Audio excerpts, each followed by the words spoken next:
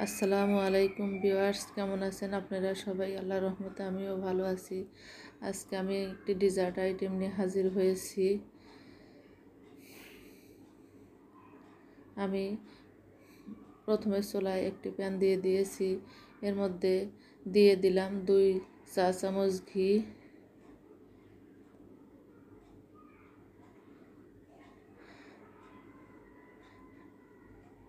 আমি গাজর দিয়ে পায়েস রান্না করব।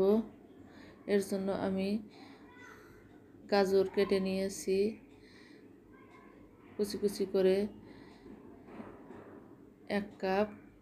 এটাকে এখন ভেজে নিব। আপনারা ঘিয়ের পরিবর্তে বাটার ব্যবহার করতে পারেন, কিন্তু তেল দিবেন না। তেল দিলে রেজাল্ট ভালো আসবে না।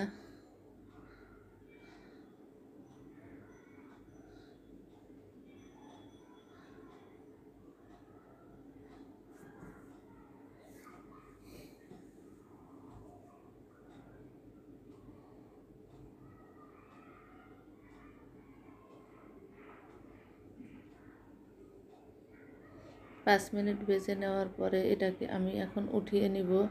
অনেকটা নরম হয়ে গিয়েছে। যখন নরম হয়ে যাবে, পানি কিছুটা শুকিয়ে যাবে, তখন উঠিয়ে নিতে হবে। আমি ঘি থেকে উঠিয়ে নিচ্ছি।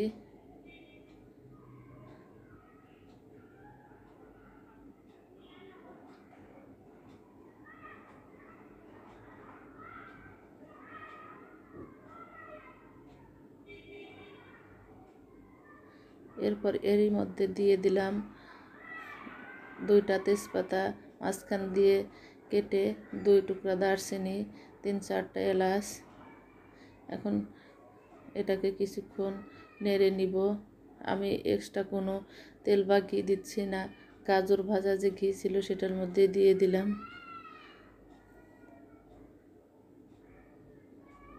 এখন দিয়ে দিলাম দুধ। এখানে আমি 1.5 লিটার দুধ আগে থেকে জাল করে 1 লিটার করে রেখেছিলাম, সেটা দিয়ে দিলাম।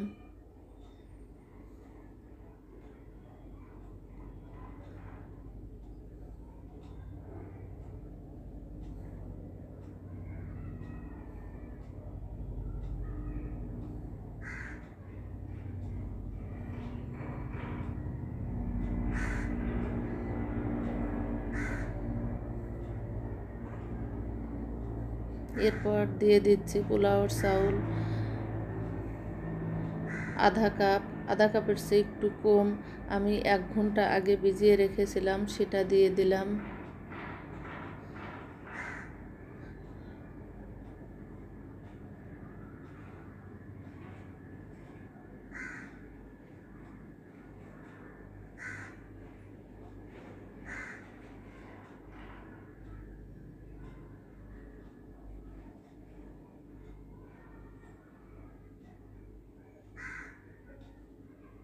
এখন দিয়ে দিব চিনি 1 কাপ। আপনারা চিনি বাড়িয়ে কিংবা কমিয়ে দিতে পারেন।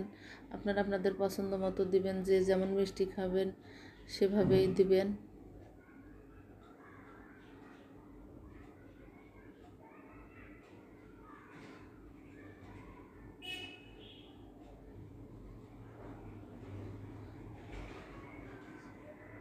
চাউল অলরেডি ফুটে গিয়েছে। এখন দিয়ে দিলাম আগে থেকে যে ভেজে রেখেছিলাম গাজর, সেগুলো।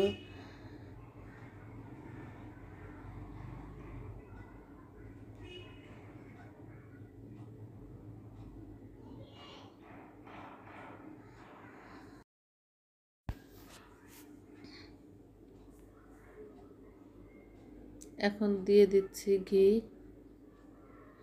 2 চা চামচ ঘি দিয়ে দিলাম।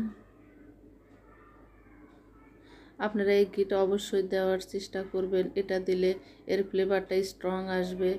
দিয়ে দিলাম আবারও কেওড়ার জল 1 চা চামচ।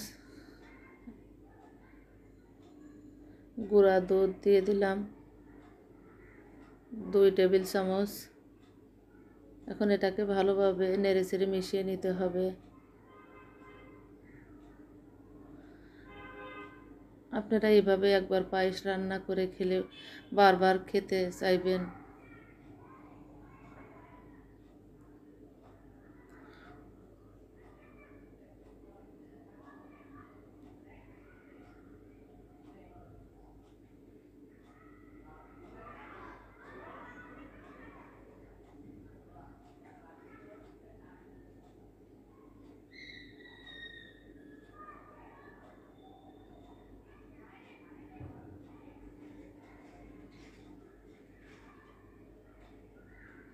দিয়ে দিলাম একটু লবণ, 1 চিমটি স্বাদের ব্যালেন্সের জন্য একটু লবণ দিলে এর স্বাদটাও বেড়ে যাবে, এর জন্য দিয়ে দিলাম।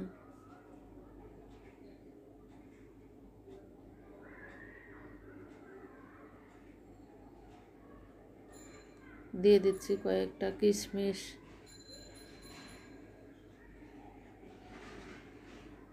কাজু বাদাম, কাঠবাদাম, পেস্তা বাদাম কুচি করে রেখেছি সেগুলো দিয়ে দিলাম।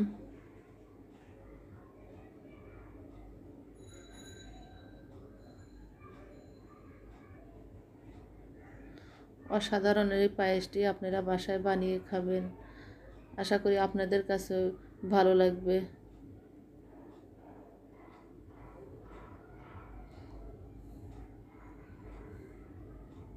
আমার এই রেসিপি যদি আপনাদের কাছে ভালো লাগে তাহলে অবশ্যই লাইক, শেয়ার, কমেন্টস করবেন। আমার চ্যানেলটিকে সাপোর্ট করার জন্য সাবস্ক্রাইব করবেন। আবারও হাজির হব অন্য কোনো রেসিপি নিয়ে।